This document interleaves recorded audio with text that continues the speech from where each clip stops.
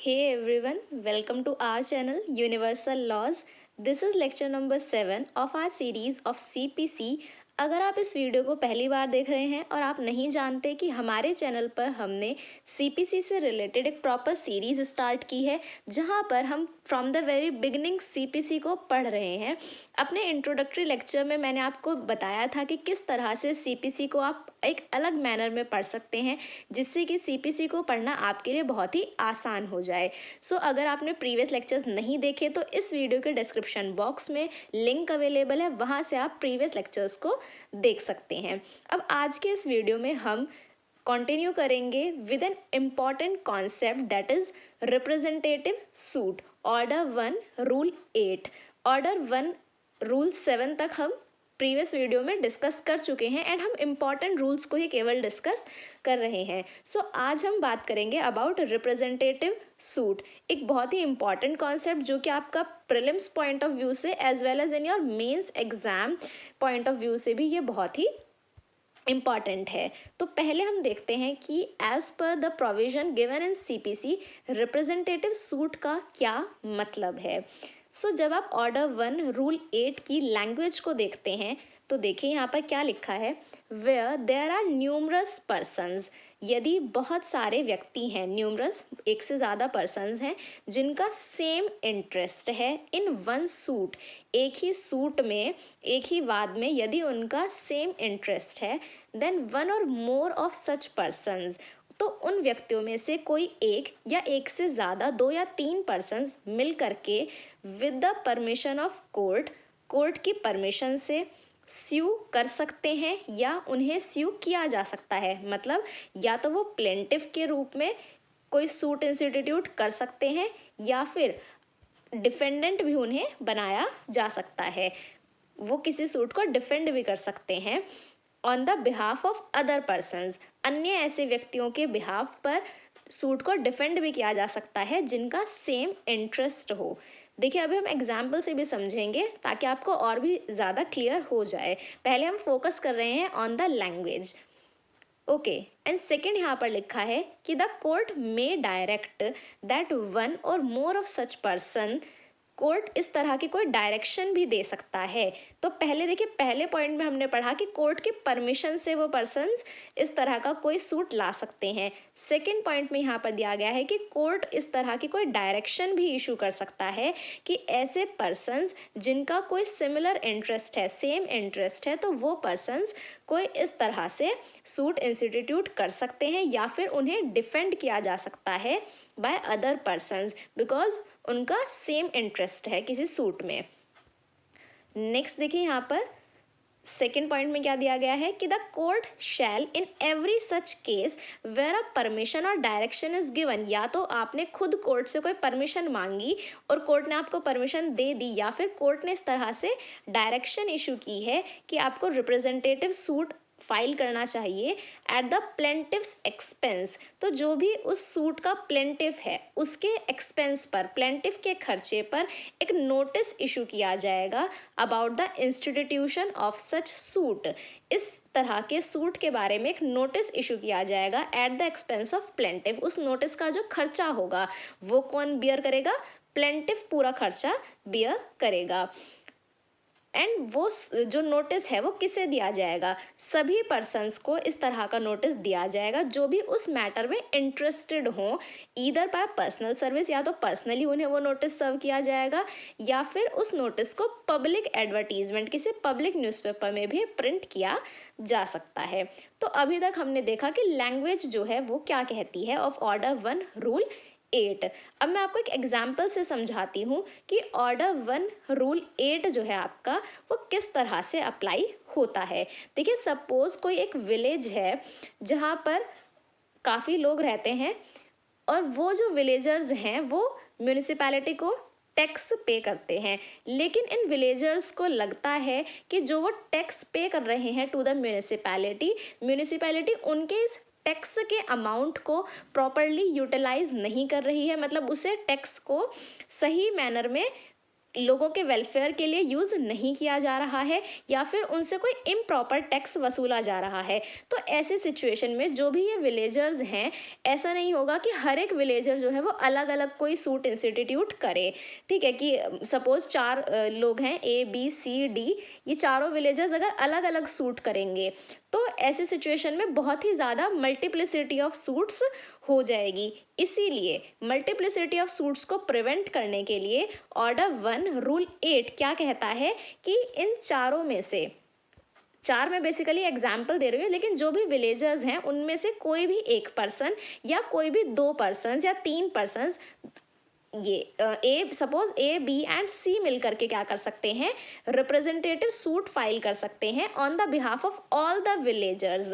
सभी विलेजर्स को रिप्रेजेंट करते हुए सूट इंस्टीट्यूट किया जा सकता है। So this is about representative suit. और ऐसी सिचुएशन में देखिए आपको क्या करना होगा, कोर्ट से परमिशन लेनी होगी कि इस तरह से आप सूट इंस्टीट्यूट करना चाहते हैं। एंड आपने जब कोर्ट से परमिशन ले ली तो उसके बाद क्या होगा, जो भी ये विलेजर्स हैं जिन्होंने इस तरह से रिप्रेजेंटेटिव सूट इंस्टीट्यूट किया था, इनके एक्सपेंस पर, मतलब ए बी और सी ने सूट इंस्टीट्यूट किया था तो इनके खर्चे पर एक पब्लिक नोटिस जो है वो इशू किया जाएगा कि इस तरह से एक रिप्रेजेंटेटिव सूट फाइल किया गया है on the behalf of all the villagers, ताकि उन विलेजर्स को भी पता रहे कि हाँ इस तरह का कोई सूट इंस्टीट्यूट किया गया है। तो इस तरह के सूट को क्या कहेंगे, रिप्रेजेंटेटिव सूट कहेंगे।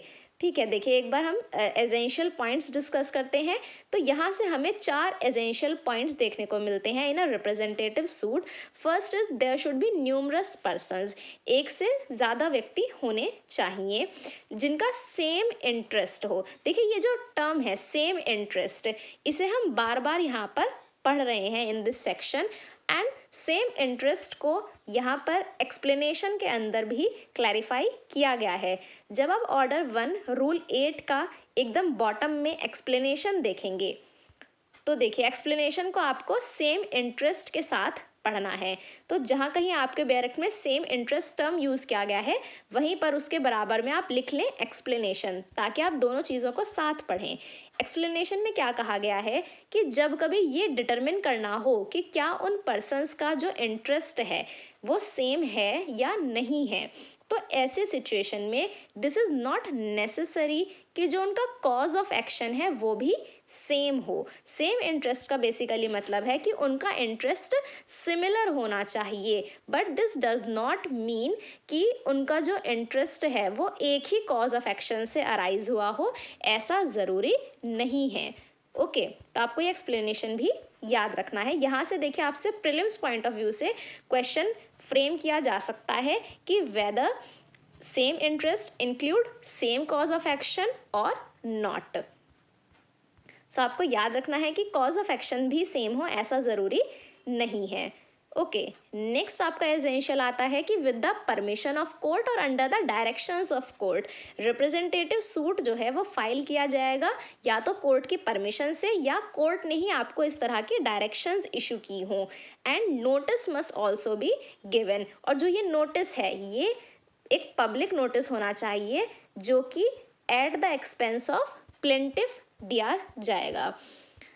Next is object of representative suit. देखिए जब कभी आप किसी प्रोविजन को पढ़ते हैं तो उसका जो ऑब्जेक्टिव है वो भी आपको ज़रूर पता होना चाहिए। This will help you out in your mains answer writing. देखिए मेंस में आपका ये क्वेश्चन पूछा जा सकता है about representative suit in short notes, तो वहाँ पर आपको ऑब्जेक्ट अगर आप लिखेंगे तो बहुत अच्छा इंप्रेशन पड़ेगा कि हाँ आप जानते हैं कि उस प्रोविज़न को क्यों बेयर एक्ट में लिखा गया है, क्यों इंट्रोड्यूस किया गया है, उसका पर्पस क्या है। सो रिप्रेजेंटेटिव सूट का मेन ऑब्जेक्टिव है to save the time and expense. अभी देखिए हमने एग्जाम्पल के थ्रू समझा था कि सपोज अगर वो पर्सन्स अलग अलग सूट इंस्टीट्यूट करते तो सभी का टाइम भी खर्च होता, पैसे भी खर्च होते, जो कोर्ट फी है वो सब उन्हें पे करनी होती, एज वेल एज जो कोर्ट का टाइम है, कोर्ट का जो प्रीशियस टाइम है वो भी खर्च होता। तो इसीलिए टाइम को सेव करने के लिए प्रोविजन इंट्रोड्यूस किया गया है। As well as to prevent the multiplicity of suits, कि अगर हर एक पर्सन इस तरह से अलग अलग सूट लेकर के लाया होता तो कोर्ट के सामने एक ही मैटर को लेकर के बहुत से सूट हो जाते। तो मल्टीप्लिसिटी ऑफ सूट्स को भी ये प्रोविजन प्रिवेंट करता है, कोर्ट के बर्डन को एक तरह से कम करता है। ओके, सो अभी तक हमने समझा कि रिप्रेजेंटेटिव सूट का क्या मीनिंग है, पर आगे जब आप यहाँ पर सब रूल्स आगे पढ़ेंगे तो देखिए वहाँ पर कुछ अन्य रूल्स भी दिए गए हैं, कुछ और बातों को एक्सप्लेन किया गया है कि the court shall in every case where a permission और डायरेक्शन इज गिवन, सॉरी हमने पढ़ लिया है, सब रूल 3 देखते हैं।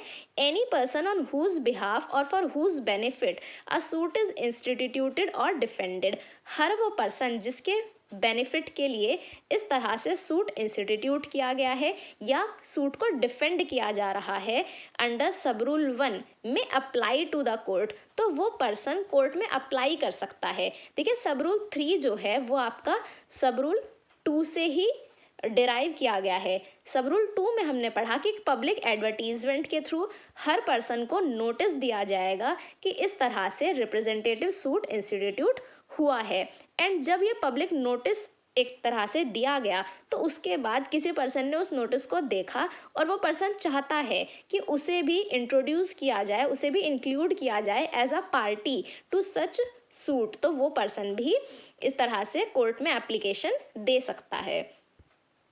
And next is very much important, सब रूल 4 को आप इम्पॉर्टेंट मार्क करें। यहाँ पर एक बात बताई गई है कि यदि इस तरह से कोई रिप्रेजेंटेटिव सूट फाइल किया जाता है तो रिप्रेजेंटेटिव सूट में किसी भी तरीके का कोई एग्रीमेंट, कोई कॉम्प्रोमाइज़ या कोई सेटिस्फैक्शन इंट्रोड्यूस नहीं किया जाएगा unless the court has given at the plaintiff's expense notice to all the persons interested। देखिए जिस तरह से हमने स्टार्टिंग में पढ़ा कि सूट इंस्टीट्यूट करने के बाद नोटिस दिया जाएगा सभी पर्सन्स को, सिमिलरली सब रूल 4 भी यही बात कहता है कि यदि जो दोनों पार्टीज़ हैं प्लेंटिफ एंड डिफेंडेंट वो किसी तरीके का कोई एग्रीमेंट, कोई कॉम्प्रोमाइज़ करना चाहते हैं, एंड एग्रीमेंट, कॉम्प्रोमाइज़ और विड्रॉल के बारे में आप पढ़ेंगे अंडर ऑर्डर 23। ऑर्डर 23 सब रूल 3 को यहाँ पर रिलेट करें कि अगर किसी तरह का विड्रॉल या कॉम्प्रोमाइज़ करना चाहते हैं तो ऐसी सिचुएशन में भी नोटिस दिया जाएगा सभी उन पर्सन्स को, क्योंकि देखिए रिप्रेजेंटेटिव सूट जो हमने अभी एग्जांपल लिया उसी के थ्रू समझाती हूँ मैं आपको कि ए, बी और सी रिप्रेजेंट कर रहे हैं सभी विलेजर्स को।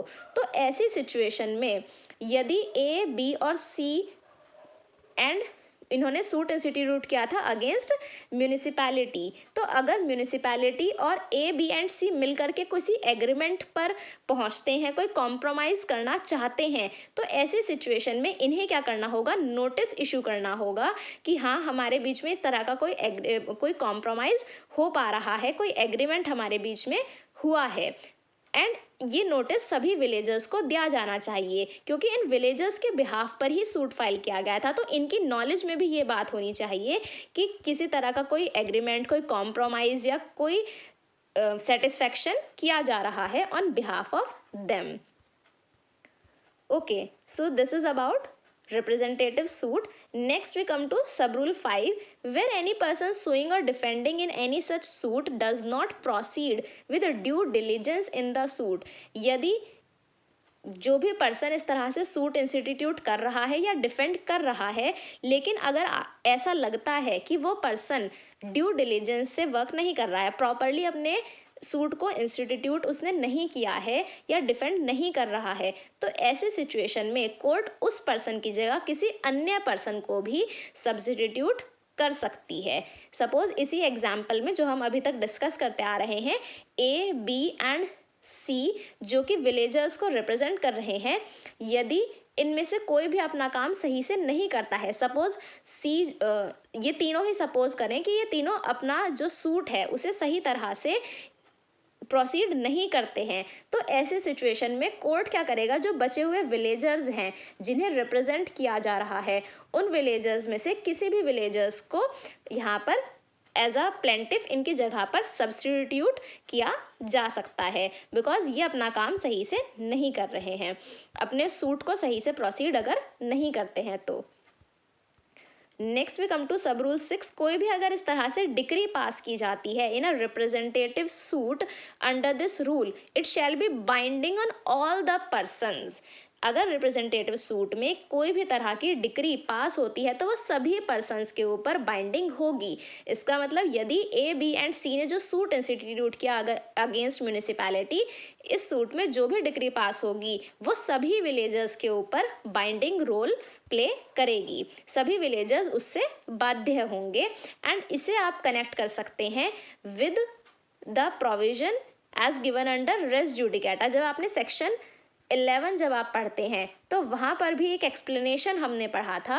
अब ये आप कमेंट सेक्शन में बताएंगे कि रेस जुडिकेटा का जो सेक्शन है, जैसे सेक्शन 11, वहाँ पर जो एक्सप्लेनेशंस दी गई हैं उसमें एक एक्सप्लेनेशन हमने पढ़ी थी जो कि स्पेसिफिकली डील करती है with representative suit. Okay, so comment section में ज़रूर बताएं कि किस एक्सप्लेनेशन को हम यहाँ पर रिलेट कर सकते हैं। So this is about representative suit. Next we come to rule 8A, which is not so important. So we jump to rule 9. देखिए हम केवल important rules को ही डिस्कस करने वाले हैं। So rule 9, that is misjoinder and non-joinder of parties. यहाँ से देखिए प्रीलिम्स पॉइंट ऑफ व्यू से बहुत बार क्वेश्चन बनता है कि misjoinder and non joinder of parties के बारे में किस प्रोविजन में दिया गया है। डायरेक्टली देखिए आपको वहाँ पर ऑर्डर 1, रूल 8, रूल 9, 8A इस तरह से ऑप्शंस दिए जा सकते हैं। तो आपको सबसे पहला देखिए सीपीसी को पढ़ते हुए आपका जो फर्स्ट काम है वो यही है कि आपको ऑर्डर्स एंड रूल्स और जो भी इम्पॉर्टेंट रूल्स हैं वो पता होने चाहिए in perspective to the heading point of view से आपको वो याद होने चाहिए। So misjoinder and non joinder, देखिए जो इनका वर्ड है यहीं से आप समझ सकते हैं। मिस जॉइंडर, मिस मतलब किसी मिस्टेक से अगर ज्वाइन कर दिया गया है, किसे ज्वाइन कर दिया गया है, पार्टीज को। सो मिस जॉइंडर बेसिकली मीन्स कि अगर किसी पर्सन को गलती से ज्वाइन कर दिया गया है as a party. And second is non joinder. Non joinder means, non means नहीं, अगर नहीं किया गया, क्या नहीं किया गया, ज्वाइन नहीं किया गया। तो नॉन जॉइंडर का मतलब है कि यदि किसी पार्टी को ज्वाइन नहीं किया जाता है then it is considered as non joinder. So misjoinder and non joinder of parties का यहाँ पर रूल 9 क्या कहता है कि no suit shall be defeated only by the reason of misjoinder और नॉन जॉइंडर ऑफ पार्टीज।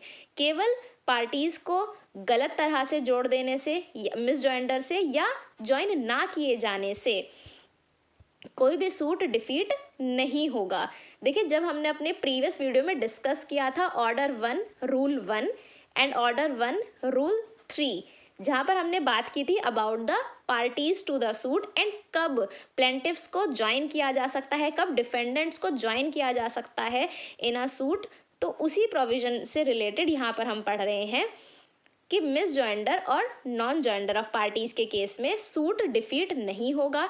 लेकिन यहाँ पर जो मोस्ट इम्पॉर्टेंट आपका क्वेश्चन फ्रेम होता है इज रिगार्डिंग दिस प्रोविजो। ये आपको बहुत अच्छे से याद रखना है क्योंकि यहाँ पर लिखा गया है कि nothing in this rule will apply to the non joinder of a necessary party. तो इसका मतलब इन केस अगर किसी नेसेसरी पार्टी को ज्वाइन नहीं किया जाता है देन ऐसी सिचुएशन में suit is liable to be dismissed, क्योंकि ऑर्डर 1 रूल 9 इसके ऊपर अप्लाई नहीं हो रहा है। It means in case of the non joinder of a necessary party order 1 rule 9 will not apply. तो यहाँ से आपका जो एक्सेप्शनल ये प्रोविजन है यहाँ से कई बार प्रीलिम्स में क्वेश्चन बनता है। Next we come to rule 10 that is suit in the name of wrong plaintiff. Rule 10 से भी सिमिलरली आपसे डायरेक्ट क्वेश्चन फ्रेम होता है कि सब्स्टिट्यूशन, एडिंग और स्ट्राइकिंग ऑफ पार्टीज के बारे में आप कहाँ पढ़ते हैं। तो ऑर्डर 1 रूल 10 में हम सब्स्टिट्यूशन, एडिशन और स्ट्राइकिंग आउट ऑफ पार्टीज के बारे में पढ़ते हैं। So where a suit has been instituted in the name of wrong person as plaintiff, किसी गलत व्यक्ति को एज अ प्लेंटिफ के नाम में यदि जोड़ दिया जाता है या किसी गलत पर्सन ने as a plaintiff suit institute कर दिया है, लेकिन जो ये मिस्टेक है, if this is a bona fide mistake, then ऐसी सिचुएशन में कोर्ट अलाउ कर सकता है पार्टीज़ को सब्स्टिट्यूट करने के लिए, and this can be done at any stage of the suit के किसी भी स्टेज पर ये काम किया जा सकता है। देखिए इसको एग्जाम्पल के थ्रू समझते हैं कि suppose A and B and this is C. Suppose A is the agent of C. So A जो है वो सी के बिहाफ में एज एन एजेंट वर्क कर रहा है और वो ही बी के साथ हमेशा डील करता है, लेकिन बी ने किसी प्रकार का कोई ब्रीच ऑफ कॉन्ट्रैक्ट किया एंड इसके लिए ए सूट इंस्टीट्यूट कर देता है अगेंस्ट बी, बट ए जो है वो एक्ट कर रहा था on the behalf of C as an agent. तो कोर्ट को यदि ये लगता है कि जो सूट है वो इन द नेम ऑफ एजेंट नहीं बल्कि प्रिंसिपल जो था दैट इज सी के बिहाफ पर सूट इंस्टीट्यूट ए ने किया, लेकिन C should be made as a party because principal जो है वो सी है। तो ऐसी सिचुएशन में कोर्ट क्या कर सकता है, सब्स्टिट्यूट कर सकता है ए की जगह पर सी को। यदि कोर्ट को ऐसा लगता है कि जो ये मिस्टेक है ये एक बोनाफाइड मिस्टेक है कि सूट वो इंस्टीट्यूट किया जाना चाहिए था सी के द्वारा, लेकिन गलती से ऐसा हुआ कि जो एजेंट ए है उसको लगता है कि सूट वो भी इंस्टीट्यूट कर सकता है ऑन द बिहाफ ऑफ सी, और यदि बोनाफाइडली सही भावना के साथ ए ने बी के अगेंस्ट सूट इंस्टीट्यूट कर दिया, तो ऐसी सिचुएशन में कोर्ट क्या कर सकता है, ए की जगह पर सी को सब्स्टिट्यूट कर सकता है। So this is given under rule 10। Rule 10 basically यही बात को एक्सप्लेन करता है कि पार्टीज को सब्स्टिट्यूट किया जा सकता है। एंड वहीं पर आगे प्रोविजंस आप पढ़ेंगे related to the striking out of parties, कि अगर कोर्ट को लगता है कि किसी पर्सन को गलत तरह से इंट्रोड्यूस किया गया है या सूट में इंक्लूड किया गया है, तो कोर्ट वहाँ पर पार्टीज को स्ट्राइक आउट भी कर सकता है या किसी अन्य पार्टी को ऐड भी किया जा सकता है। So this is all depending upon the court, कि कोर्ट को क्या सही लगता है in the advancement of justice. Justice करने के लिए कोर्ट को क्या लगता है कि क्या करना ज़रूरी है। Okay, next we come to rule 12, not so much important, लेकिन एक बार देख लेते हैं।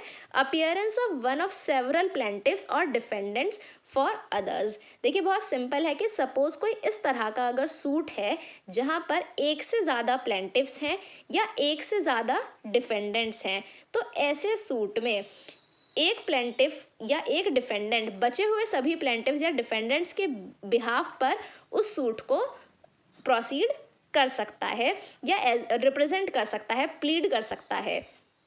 जैसे हमने अभी रिप्रेजेंटेटिव सूट में देखा था कि A B and C are representing the villagers. Similarly suppose A and B मिलकर के कोई सूट इंस्टीट्यूट करते हैं अगेंस्ट सी।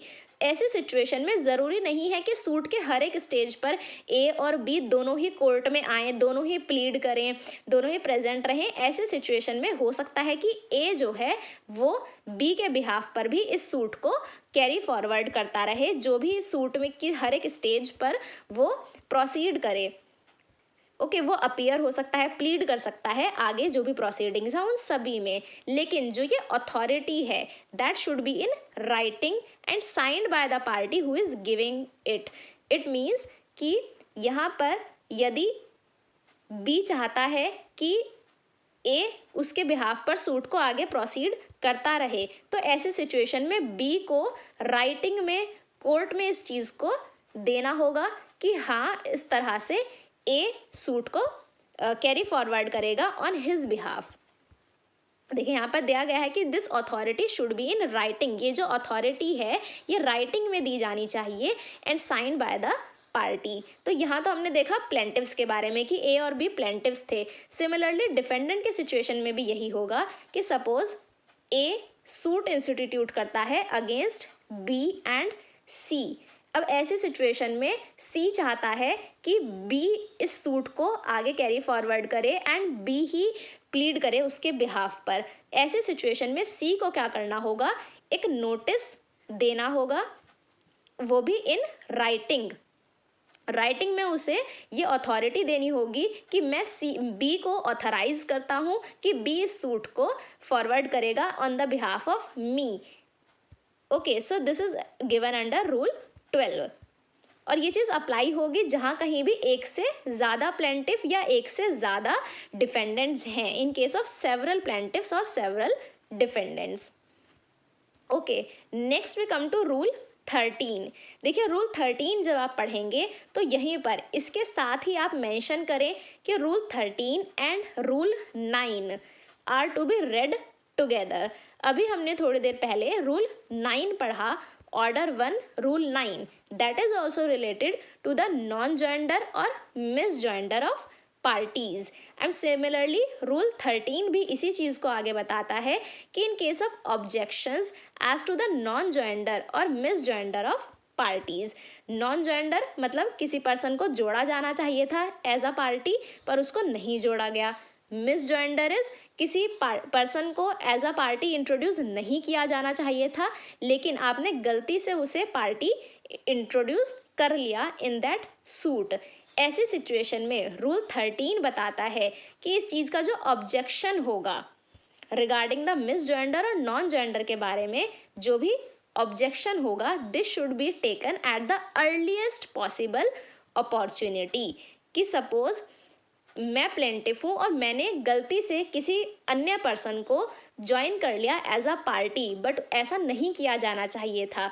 और जो अपोजिट पार्टी है दैट इज़ द डिफेंडेंट को ये बात पता है कि मेरे द्वारा इस तरह की कोई मिस्टेक हुई है, मैंने मिस जॉइंडर ऑफ पार्टी किया है। तो इस चीज़ का जो ऑब्जेक्शन है डिफेंडेंट के द्वारा, जो ऑब्जेक्शन है वो एट द अर्लीस्ट अपॉर्चुनिटी, जैसे ही उसकी नॉलेज में ये बात आई, उसे अपॉर्चुनिटी मिली तो उसे उसी समय कोर्ट के सामने मिस जॉइंडर ऑफ पार्टीज़ को लेकर के ऑब्जेक्शन रेज करना चाहिए। यदि वो ऑब्जेक्शन इस तरह से सही समय पर रेज नहीं करता है then it shall be considered to be waived. माना जाएगा कि उसने इस बात को एक तरह से इग्नोर कर दिया और लेट गो कर दिया।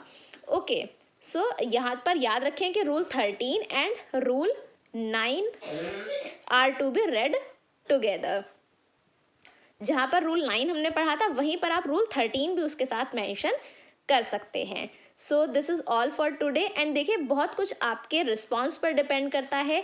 अगर आपका अच्छा रिस्पॉन्स रहेगा we will continue with this series of CPC, so keep supporting us. अगर आपको ये वीडियो पसंद आया so do hit the like button, subscribe our channel so that आपको and also you can press the bell icon ताकि आपको सभी हमारी अपकमिंग वीडियोज़ का नोटिफिकेशन टाइम टू टाइम मिलता रहे। Okay, and there are various videos available on our channel, आप उन सभी वीडियोस को देख सकते हैं। इस वीडियो के डिस्क्रिप्शन बॉक्स में आपको लिंक मिलेंगे सभी वीडियोस के। And you can join us on Telegram so that आप सभी लेक्चर्स का PDF और वहाँ पर नोट्स सब कुछ डाउनलोड कर सकें। Thank you for your support, keep supporting us, stay tuned with us.